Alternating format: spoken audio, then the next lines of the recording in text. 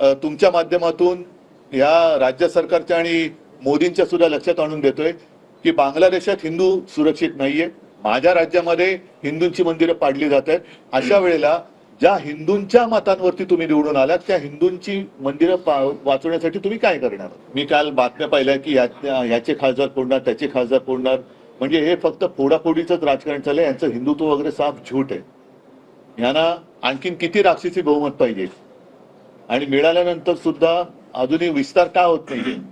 नुसतं पक्षाचा विस्तार किंवा सत्तेचा विस्तार हेच तुमचं स्वप्न आहे का? आणि त्याच्यासाठी तुम्ही हिंदूंना वापरताय का? पूर्ण देशातले नव्हे तर जगातले हिंदू मोदीजींकडे एका अपेक्षेने बघतायत, आशेने बघतायत की आज बांगलादेशातल्या हिंदूंवरती ही परिस्थिती आली असेल तर इतरांची काय हालत आहे. मला आता फक्त बांगलादेशामध्ये होणाऱ्या हिंदूंवरच्या अत्याचाराबद्दल पंतप्रधान नरेंद्र मोदी आणि आपलं हिंदुस्थान सरकार काय भूमिका घेणार आहे हे त्यांनी स्पष्ट करायला पाहिजे.